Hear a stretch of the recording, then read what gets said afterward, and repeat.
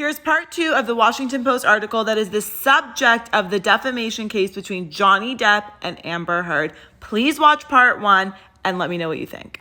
Are beginning to change. We are in a transformative political moment. The president of our country has been accused by more than a dozen women of sexual misconduct, including assault and harassment. Outrage over his statements and behavior has energized a female-led opposition. Me Too started a conversation about just how profoundly sexual violence affects women in every area of our lives. And last month, more women were elected to Congress than ever in our history, with a mandate to take women's issues seriously. Women's rage and determination to end sexual violence are turning into a political force. We have an opening now to bolster and build institutions protective of women. For starters, Congress can reauthorize and strengthen the Violence Against Women Act. First passed in 1994, the act is one of the most effective pieces of legislation enacted to fight domestic violence and sexual assault. It creates support systems for people who report abuse and provides funding for rape crisis centers, legal assistance programs, and other critical services. It improves responses by law enforcement, and it prohibits discrimination against LGBTQ survivors. Funding for the act expired in September and has only been temporarily extended.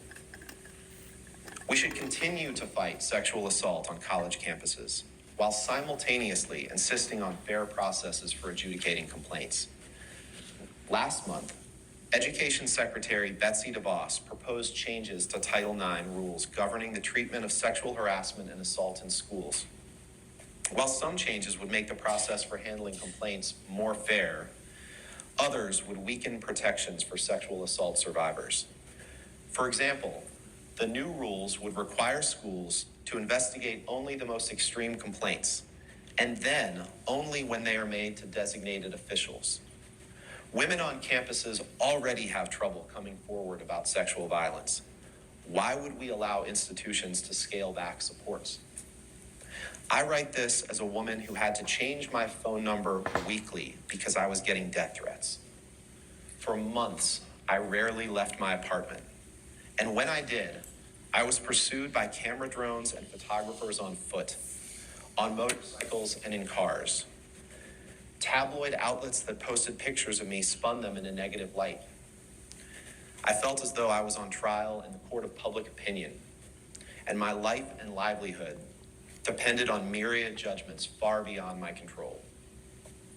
I want to ensure that women who come forward to talk about violence receive